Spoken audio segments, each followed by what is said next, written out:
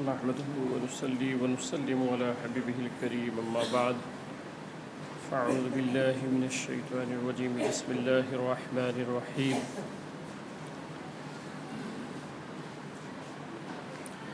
إن الله وملائكته يصلون على النبي يا أيها الذين آمنوا صلوا عليه وسلموا تسليما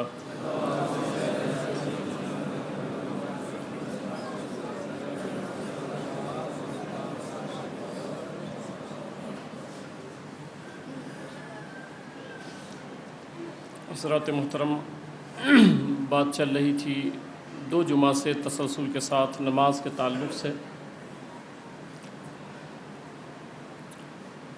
آج بھی نماز کے تعلق سے اور اس میں سلام جو پڑھا جاتا ہے اس کے تعلق سے چند باتیں سماعت فرمائیں۔ اللہ کے رسول صلی اللہ علیہ وسلم فرماتے ہیں قرۃ عینی فی الصلاۃ، نماز میں میرے آنکھوں کی ٹھنڈک ہے۔ اب ایک سوال پیدا ہوتا ہے کہ حضور صلی اللہ علیہ وسلم نے یہ کیوں نہیں فرمایا کہ زکوٰۃ میں میرے آنکھوں کی ٹھنڈک ہے یا حج میں میرے آنکھوں کی ٹھنڈک ہے؟ یہ بھی تو فرض ہے نا، نماز جیسے فرض ہے ویسے حج ہے، زکوٰۃ ہے، یہ بھی ایسے ہی فرض ہیں۔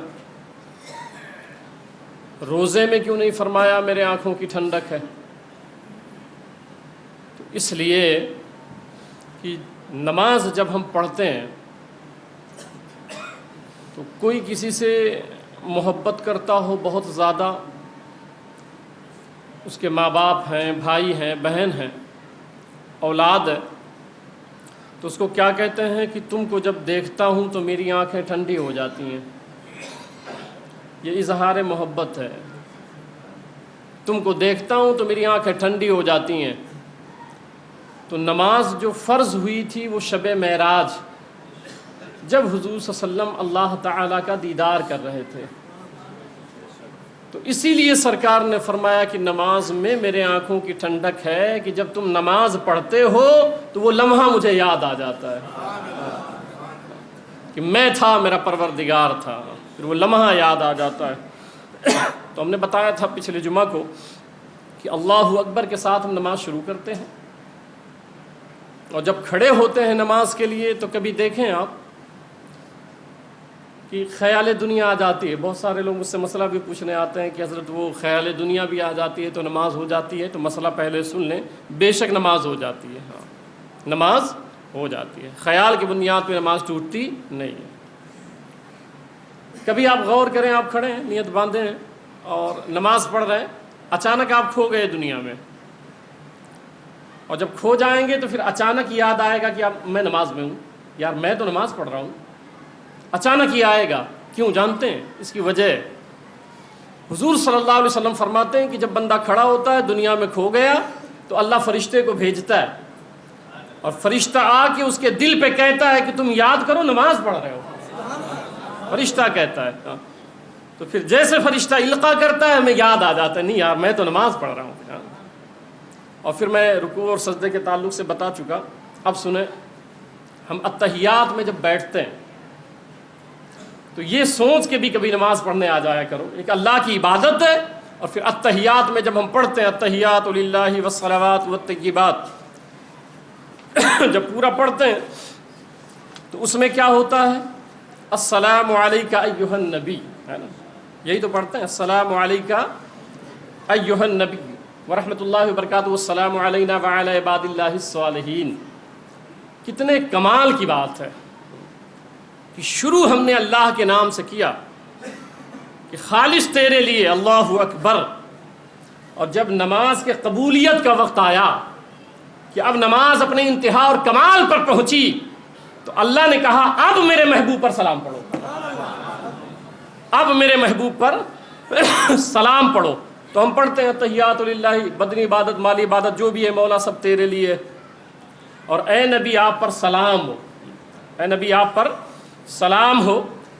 اچھا، صرف حضور صلی اللہ علیہ وسلم پر ہم نہیں بھیجتے ہیں، السلام علینا ہم پر بھی ہو۔ پھر کہا وعلی عباد اللہ الصالحین، اور جتنے نیک بندے ہوں سب پر تیرا سلام ہو۔ تو اب اگر نماز میں ہم کیا کہتے ہیں وَعَلَى عِبَادِ اللَّهِ الصَّالِحِينَ، یہ نماز کے اندر کی بات چل رہی ہے نا، نماز کے اندر کی تو بات کر رہا ہوں میں، تحیات اسی میں پڑھتے ہیں، اور تیرے سارے نیک بندوں پر سلام ہو۔ اب غریب نواز نیک ہے کہ نہیں ہے؟ اب بتائیں مجھے، غوث اعظم نیک ہے کہ نہیں ہے؟ سیدی سرکار اعلیٰ حضرت حضور تاج الشریعہ امام حسن رضی اللہ تعالیٰ عنہ، صحابہ کرام، تابعین، تبع تابعین، سارے نیک ہیں نا؟ یہ جو اعتراض کرتے ہیں لوگ، یار آپ اعلیٰ حضرت پہ سلام پڑھتے ہیں، غریب نواز پہ سلام پڑھتے ہیں، آپ حضور غوث الاعظم پہ سلام پڑھتے ہیں، میں ان کو دعوت فکر دیتا ہوں کہ ہم ادھر سلام پڑھتے ہیں تو نماز کے باہر پڑھتے ہیں، مگر ہمیں تو حکم یہ دیا گیا ہے کہ نماز میں بھی پڑھا کرو، یہ حکم دیا گیا ہے وَعَلَى عِبَادِ اللَّهِ الصَّالِحِينَ، جتنے نیک بندے ہیں سب پر سلام ہو۔ تو جتنے نیک ہیں سب آ جائیں گے اس میں، تو جب نماز میں حکم یہ ہے تو نماز کے باہر کیوں نہیں؟ نماز کے باہر کیوں نہیں؟ اچھا، اس پر ایک علمی نکتہ سن لیں، ایک علمی نکتہ سن لیں۔ وہ علمی نکتہ یہ ہے کہ التحیات جو روایت آئی ہے تو ایک روایت سے کچھ لوگ ایسے جو حدیث تھوڑا موڑا جانتے ہیں نا، میں نے بتایا تھا بہت پہلے کہ اگر 2-4 مسئلے جان جاتے ہیں تو قے ہوتی ہے، متلی ہو جاتی ہے پھر، حالانکہ کچھ سمجھتے ہی نہیں ہے، حدیث میں کچھ جانتے نہیں، نہ اسماء و رجال سے پتہ، نہ جرح جانتے، نہ تعدیل جانتے، کچھ جانتے نہیں اس کے فن کے بارے میں، مگر حدیث پڑھ لی یا کسی سے سن لی تو بس یہ ہوا بھئی یہ روایت ہے، اس کے آگے پیچھے کچھ نہیں جانتے۔ اچھا، ایک روایت یہ بھی ہے کہ وَأَمَّا قَوْلُ ابن مسعود، جس پر اعتراض ہوتا ہے، یہ اعتراض ہو سکتا ہے، اس لیے میں اس کا ازالہ کر رہا ہوں۔ یہ پوری التحیات جو ہے پوری بخاری میں 7 جگہ آئی ہوئی ہے، یہ حدیث کتنی جگہ؟ 7 جگہ آئی ہوئی ہے، اور 5 نمبر پہ کتاب الاستئذان باب الاخذ بالیدین، اس کے تحت جو حدیث آئی ہے اس میں عبداللہ بن مسعود کا قول ہے کننا نقول فی حیات رسول اللہ صلی اللہ علیہ وسلم السلام علیکہ ایھا النبی فلما قبض علیہ السلام قلنا السلام علی النبی۔ اب یہ غور سے سنیے گا، بخاری کے لفظ ہیں، اسی سے اعتراض کیا جاتا ہے۔ کہتے ہیں حضرت عبداللہ بن مسعود رضی اللہ تعالیٰ عنہ کی سرکار کی ظاہری حیات میں ہم لوگ السلام علیکہ ایھا النبی پڑھتے تھے ندا کے ساتھ، خطاب کے ساتھ، اور جب سرکار انتقال فرما گئے، ظاہری حیات نہ رہی آپ کی، پردہ فرما گئے، فلما قبض علیہ السلام قلنا السلام علی النبی، پہلے تھا ایھا النبی ندا کے ساتھ، مگر کہتے ہیں جب سرکار پردہ فرما گئے تو ہم کہتے تھے قلنا السلام علی النبی، ایھا النبی نہیں کہتے تھے، خطاب نہیں کرتے۔ اب اس پر اعتراض ہوتا ہے، دیکھو ایسا ہے کہ ایھا النبی اسے کہا جاتا ہے جو سامنے ہو، حضور صلی اللہ علیہ وسلم اگر سامنے ہو یا اس کے لیے بولا جاتا ہے جو سامنے ہو۔ دیکھو صحابی کہہ رہے ہیں کہ جب تک سرکار سامنے رہتے تھے ایھا النبی پڑھتے تھے التحیات میں، مگر جب سرکار پردہ فرما گئے تو ہم آپ کو ایھا النبی نہیں بلکہ علی النبی کہتے تھے، السلام علی النبی، نبی پر سلام ہوئی، ندا کے ساتھ نہیں خطاب کرتے تھے۔ اب سنیں، پوری بخاری میں 7 جگہ یہ آئی ہوئی ہے التحیات تشہد، 6 جگہ یہ لفظ نہیں ہے، 6 جگہ پوری بخاری میں یہ السلام علی النبی نہیں ہے، السلام علیکہ ایھا النبی ہے، ٹھیک ہے؟ اور یہ قول کس کا ہے؟ یہ ابن مسعود کا قول ہے، یہ ابن مسعود صحابی کا قول ہے۔